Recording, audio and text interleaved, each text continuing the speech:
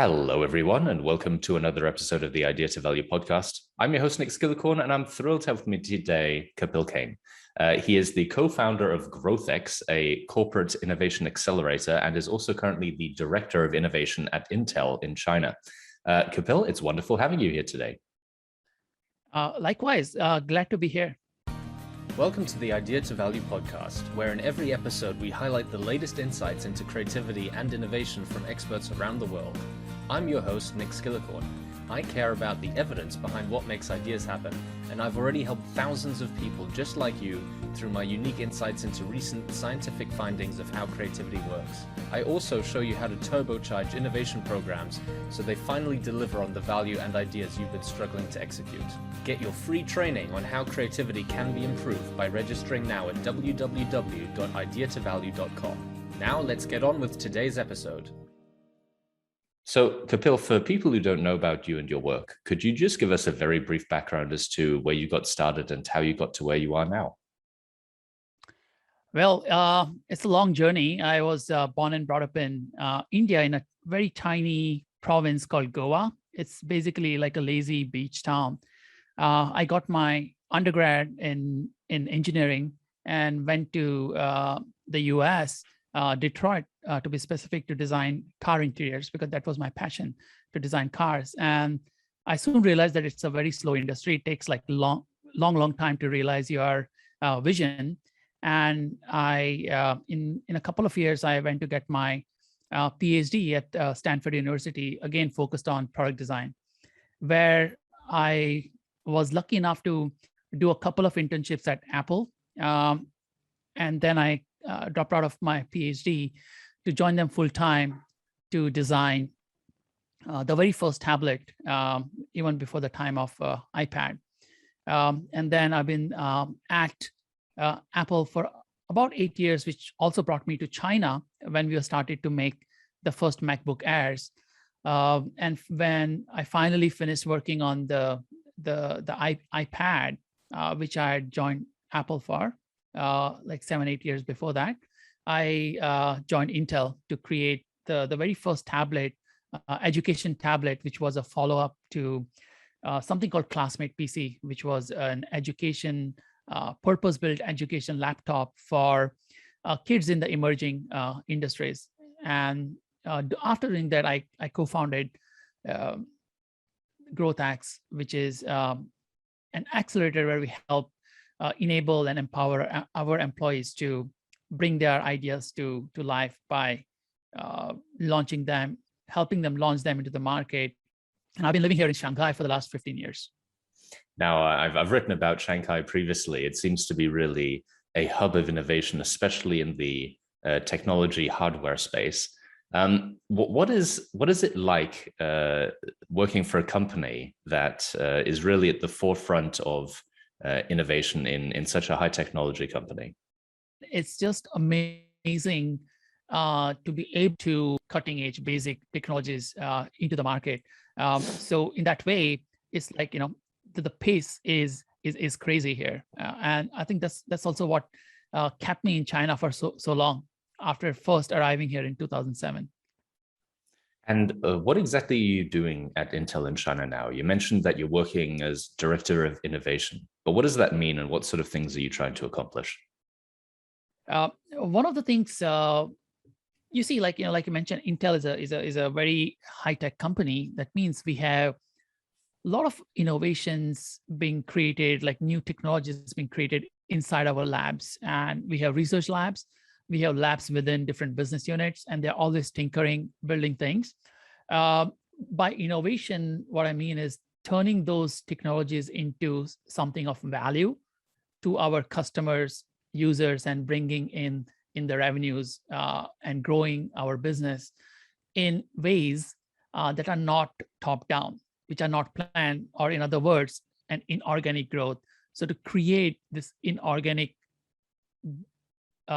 growth engine at Intel China, like I said, China moves so fast compared to all our processes and product planning back in the headquarters. How do we support all these fast innovations locally is what GrowthX is about, is bringing ideas from we call it customer-centric ideas, into the accelerator, quickly finding the right market segments to go after. How do we take what we have, not necessarily build something altogether new, but take something core that we have. For example, let's say we have an FPGA chip that is currently used in network processing. Can we repurpose it for use in, let's say, human genome sequencing? Is an example of finding that adjacent market and doing it very quickly, doing it in region, locally, without going through long cycles of product planning and approvals, is what we try to do. And in a way, it does two things. It gives us this inorganic growth. And second thing is it also empowers our people to be innovative, to be to realize their visions, basically, and keep them motivated, and makes this Intel China a great place to work. I'd like to come back to the people and the culture in a second, but I'd like to talk about Intel specifically for just a minute. Intel, when I was growing up, it was the most high-tech company. It made the fastest computer chips on the market. And over the last couple of decades, it seemed to always be the highest performance chip provider. And then over the last 5 or 10 years, AMD, their biggest competitor, seems to have out-innovated them in some areas, especially when it comes to desktop and mobile chips. What was the experience like, or the culture like within the company when it seemed like a competitor was out-innovating you? Did it create a change, or how was it perceived? Of course, I think being in China, it didn't affect us as much as it would have affected the team back in the headquarters, because that's where the basic technology development or design is done. For us here in China, the pain was being able to deliver what customers are asking for. Right? So Intel China is a very customer-centric geo. That means it's all about, not all, we have a huge presence in design and basic research as well, but it's more about the sales. It's a huge portion of Intel sales worldwide. So our pain point was mostly not being able to deliver different kinds of products to the customers who wanted them.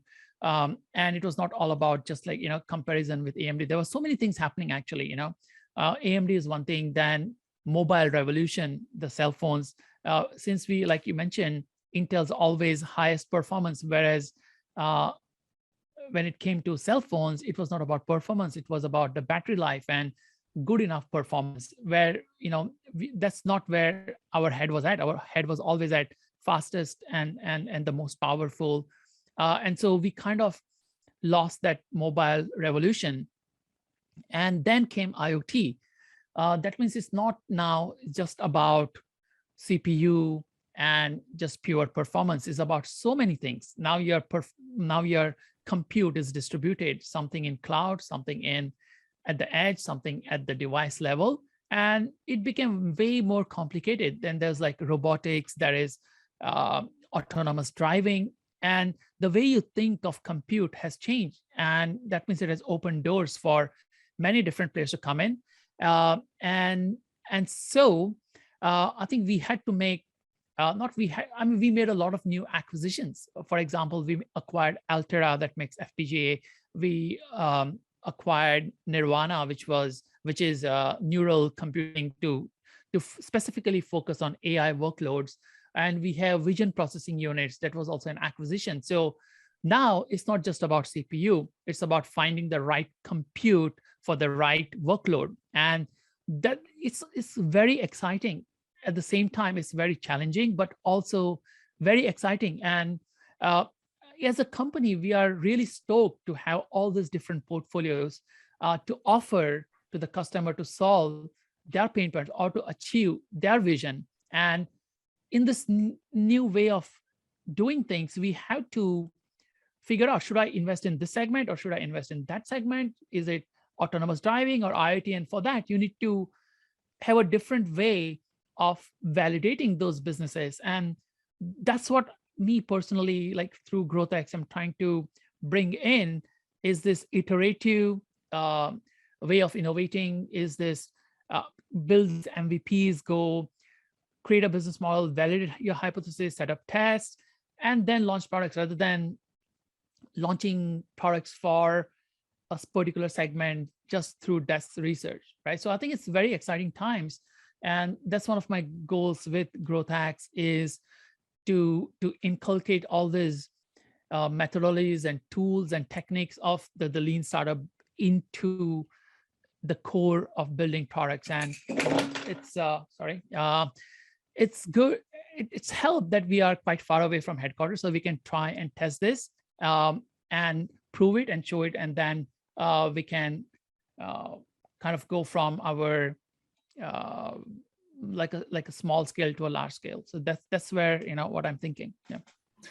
You mentioned there's different business units involved. Apparently in your region, lots of different types of demands for different types of products. And I think this comes back to what we're talking about at the beginning. It's the culture of innovation and not doing everything from the top down. What have you found are some of the challenges around just understanding innovation or communicating innovation in your organization? And what have you found has helped bridge those gaps? I think one of the biggest challenge is we don't have like one agreed upon definition of what innovation is. So if you look at the research scientist sitting in our research lab, for him or her, innovation is creating new technology, like a breakthrough technology. But if you look at the business units, for them, innovation is releasing a new product, year after year or cycle after cycle. If you look at, let's say, a sales team, for them, working with the customer to sales is an innovation for them. And for me, one of the challenges has been to get people to understand that, these are all very kind of narrow views of innovation based on where you lie in your organization. But to get the complete picture, to me, an innovation is something that brings value to the customer, who is then willing to pay you for the value you're delivering to them. That's the ultimate definition of innovation. It's not announcements or like amazing demos. These are all good things to maybe it's a way to get to the cutting edge of the technology, but in the end, innovation is delivering value, and that value is determined by whether customer is willing to pay you for that. So that's basically what innovation is. Other problem I face when it comes to innovation is a lot of innovation is something like a breakthrough, like a moonshot.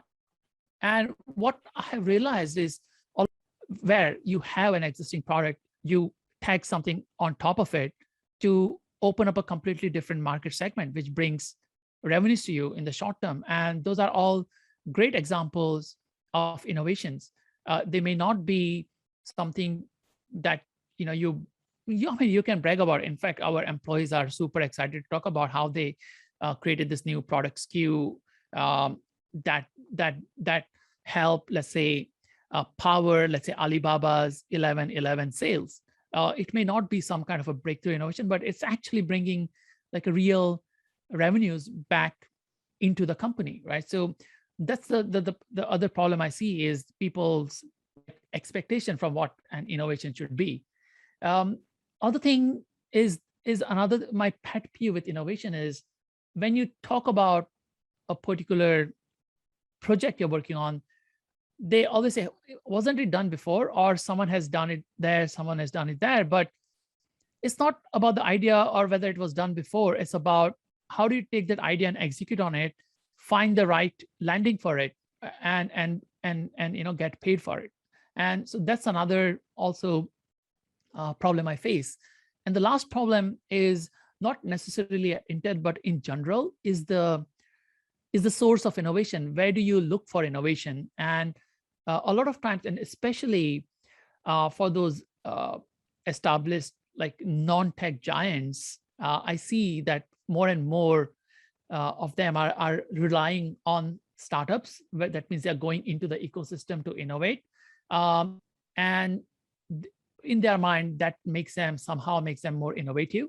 Um, but there are like three different sources of innovation. One is your own employees, your current customers and partners, developing new partners, and finally the ecosystem as well. So there are three different sources of innovation, and you need to really look into all those three to see which is the right one for you. And a lot of times, maybe going to your employees may not be the right choice.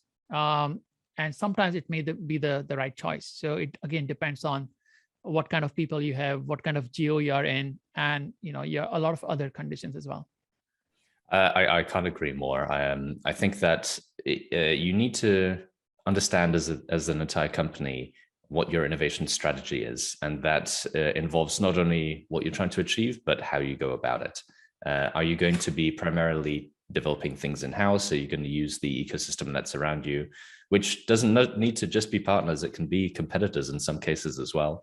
It can involve your customers. It can involve people in completely different industries. But what are you trying to achieve? Who are you doing it with? And what are you putting, what sort of resources are you putting behind these efforts? So it can often be something that's quite challenging to communicate if you haven't done it before, but it can be very, very valuable if you can let your team know what success looks like as far as what innovations are trying to be developed. To that point, before we started talking, you also mentioned that it's not necessarily just the products that are important when it comes to innovation. And Intel being such a product-driven company, especially with a big history in research and development, have you got any examples of innovations that were not product related at all? They might have been either process or structure or branding or whatever it might be. How did it work trying to get those innovations out of the teams and into the company? Interesting. I have this book here. It's called Gorillas Can Dance. It's by a professor at CEIBS, China Europe International Business School. And he talks about growth hacks and how it works with the startups in the ecosystem to test and launch ideas into the market. So one of the things is this. So typically, right, when, like I said, one of the great sources of innovation is your customers and partners. And typically, we would go to market with a well-established customer, like let's say Alibaba or Tencent or ByteDance. And the innovations that were coming into our accelerator were quite early stage. And what we realized that, and this was through, not through some strategy or backroom thinking, it was just through being in the ecosystem, that there were startups who could take what we had and they could be our customers, a startup as a customer of Intel, and we can go to market jointly in a small, let's say, in a small way, not make a big fuss, just go in there, test the market. And that aim regular start new is to bring in startups into our accelerator, not with the goal of investing in them, but with the goal of helping us figure out if good products to build with which we can open up new markets. And by doing that, we were also legitimizing these startups. And our goal was that as the startups grow, we grow with them because we sell to the startups. And so that's one way we try to do things in a slightly different way. I mean, it's nothing new, but to be able to do it at a level of like let's say Intel, like 100 billion company versus a startup who is like just raised seed funding pre-A, is procedurally a bit complicated. And that's what we try to enable those kinds of connections within GrowthX. And how we do it is what matters. Because a lot of times, any idea, any book, whatever you learn is all, when you really actually are trying to deliver something, you have like 100 problems you need to overcome. And that's what is actually innovation. So the real innovation strategy is to do things, learn quickly, and pivot and try new things, right? So right now I'm working on like a unified strategy. How do you unify all these business units, what they're doing in China? How can we have like a common one kind of a innovation voice into the ecosystem? And maybe people are expecting me to put together a very solid strategy that predicts everything, but I'm like, we just need to go out, try different things, and do it everything in parallel, and then pick the things that make sense. So yeah, so this is nothing to do about product, and most of the innovations we do here in China are taking what we have and building things on top to open up new adjacent markets to us. Perfect. And I think it's an excellent place to conclude the interview. I've found it really fascinating. I'm always interested to find out how innovation is actually done at large companies and small companies. So I found this really fascinating. Thank you very much. Kapil, if people want to find out more about you and your work, what's the best place they can go to find out more?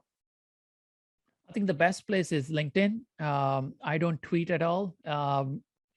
So LinkedIn, and just first name, last name, Kapil Kane, and Intel. If you search these 3 keywords, you will find me. And I regularly post about like stuff there.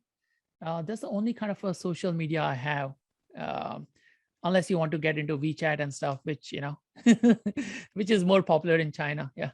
Absolutely. I'll make sure to get that LinkedIn down in the description below. Kapil, it's been wonderful speaking with you, and I look forward to speaking again with you soon. Thank you so much for listening. If you liked it, please like, share, and subscribe, and leave me a comment about what you thought and what you'd like to see more about.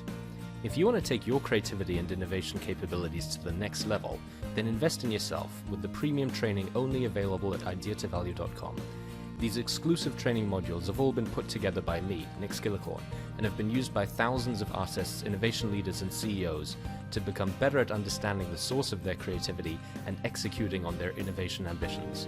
And there is no risk to you, as they are backed by our money-back guarantee. Now, don't forget to go out there and make your ideas a reality. See you again soon.